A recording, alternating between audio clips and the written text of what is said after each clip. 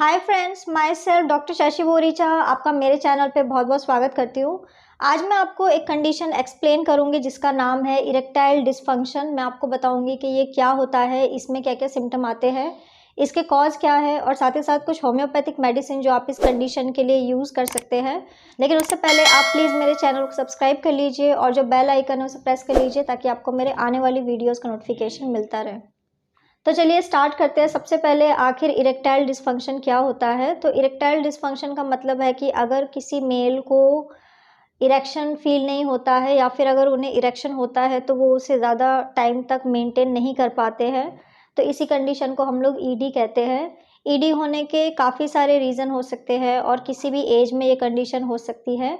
ज़्यादातर ED old age में होता है, जब मेल 35 या 40 एज क्रॉस कर जाते हैं तब उन्हें ये कंडीशन हो सकती है। मेन ईडी होने का कॉज़ यही है कि अगर आपके बॉडी में हार्मोन का डेफिशिएंसी हो रहा है या फिर आप बहुत ज़्यादा स्ट्रेस में रहते हैं, तो आपको ये कंडीशन हो सकती है। अब मैं आपको इसके सिम्टम बता देती हूँ कि अगर किसी पर्सन को इरेक्टाइल डिस्फंक्शन हुआ है तो उसमें आपको क्या-क्या सिम्टम्स दिखाई देंगे। तो फर्स्ट इम्पॉर्टेंट सिम्टम यही है कि पर्सन इरेक्शन कीप नहीं कर पाएँगे या फिर अगर उन्हें इरेक्शन होता है तो वो उसे मेंटेन नहीं कर पाएँगे। इसके अलावा ऐसे मेल्स को और भी कई सारे सिम्टम आ सकते हैं, जैसे कि इन्हें सेक्सुअल डिज़ायर कम हो सकती है, इन्हें लॉस ऑफ लिबिडो की कंप्लेन हो सकती है। कई बार ऐसा देखा जाता है कि मेल्स को सेक्सुअल डिज़ायर तो होती है, इंक्रीज़ भी होती है डिज़ायर, लेकिन ईडी की वजह से उन्हें इरेक्शन नहीं होता है और अगर थोड़ा बहुत इरेक्शन हो भी जाता है तो वो उसको मेंटेन नहीं कर पाते हैं।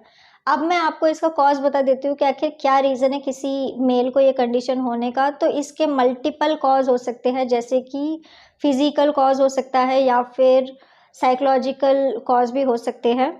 फिज़िकल कॉज़ में आ जाती है कई सारी डिज़ीज़, जैसे कि अगर कोई मेल को डिज़ीज़ है, जैसे कि कोई हार्ट डिज़ीज़ है या फिर उनका कोलेस्ट्रॉल बढ़ा हुआ है या फिर किसी मेल को डायबिटीज़ है, हाइपरटेंशन रहता है, तो इन बीमारियों की वजह से पर्सन को इरेक्टाइल डिस्फंक्शन की कंप्लेन हो सकती है।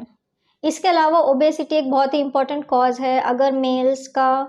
अगर किसी मेल का बॉडी वेट बढ़ता ही जा रहा है तो उनका जो हार्मोन लेवल है वो कम होने लग जाता है, जिसके वजह से उन्हें इरेक्टाइल डिस्फंक्शन हो सकता है।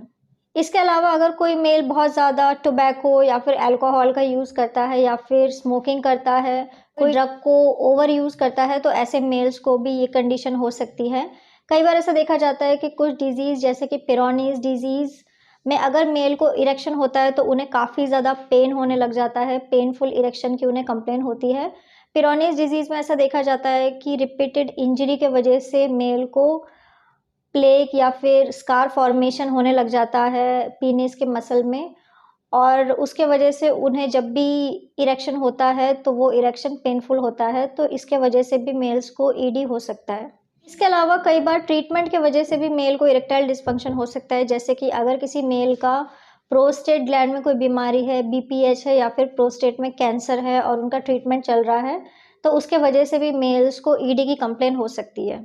अगर किसी मेल का हार्मोन कम हो रहा है, उनकी बॉडी में टेस्टोस्टेरोन हार्मोन की डेफिशिएंसी हो रही है, तो ऐसे मेल्स को इरेक्टाइल डिस्फंक्शन की कंप्लेन हो सकती है। इसके अलावा साइकोलॉजिकल इफ़ेक्ट भी एक बहुत ही इम्पॉर्टेंट कॉज़ है। अगर कोई मेल बहुत ज़्यादा स्ट्रेसफुल लाइफ़ जी रहा है, उनकी लाइफ़ में बहुत ज़्यादा स्ट्रेस है, एंग्ज़ायटी है या फिर उन्हें डिप्रेशन है, किसी भी तरीके की मेंटल डिसऑर्डर है या फिर मूड डिसऑर्डर है, तो ऐसे मेल्स को ये कंप्लेन हो सकती है।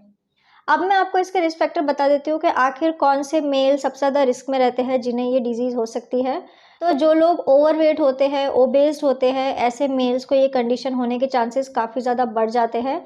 इसके अलावा जिन मेल्स को डायबिटीज़ है या फिर हाइपरटेंशन की कंप्लेन है, उनको भी इरेक्टाइल डिस्फंक्शन हो सकता है।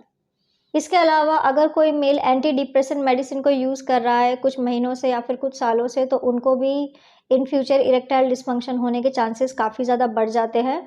अगर कोई मेल एक्सेसिवली स्मोकिंग कर रहा है, बहुत ज़्यादा स्मोकिंग करता है, टोबैको का यूज़ करता है, तो उनको भी इरेक्टाइल डिस्फंक्शन हो सकता है। जो मेल्स बहुत ज़्यादा अल्कोहल का कंज़प्शन करते हैं, ऐसे मेल्स को भी इन फ्यूचर इरेक्टाइल डिस्फंक्शन होने के चांसेस काफ़ी ज़्यादा बढ़ जाते हैं।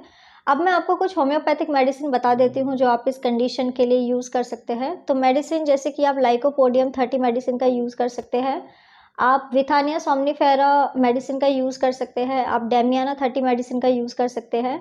इसके अलावा आप एसिड 430 मेडिसिन का यूज़ कर सकते हैं। ये सारी की सारी मेडिसिन इरेक्टाइल डिस्फंक्शन को क्योर करने के लिए यूज़ की जाती है। आपको 4 ड्रॉप दिन में 2 बार डायरेक्ट अपने टंग के ऊपर इस मेडिसिन को यूज़ करना होगा। सो फ्रेंड्स, ये था इरेक्टाइल डिस्फंक्शन। मैंने आपको बताया कि ये क्या होता है, इसमें क्या-क्या सिम्पटम आते हैं, इसके कॉज़ क्या है और साथ ही साथ कुछ होम्योपैथिक मेडिसिन जो आप इस कंडीशन के लिए यूज़ कर सकते हैं। तो अगर आप किसी भी कंडीशन के लिए मुझसे कंसल्ट करना चाहते हैं, तो आप मुझे मेरे व्हाट्सएप नंबर पे मैसेज कर सकते हैं, मैं आपको रिप्लाई करूँगी। तो अगर आपको मेरा ये वीडियो यूज़फुल और इन्फॉर्मेटिव लगा हो तो आप प्लीज़ इसको लाइक कर दीजिए और साथ ही साथ आप मेरे चैनल को सब्सक्राइब कर लीजिए और जो बेल आइकन है उसे प्रेस कर लीजिए ताकि आपको मेरे आने वाली वीडियोज़ का नोटिफिकेशन मिलता रहे। तो आज के लिए बस इतना ही। Thank you.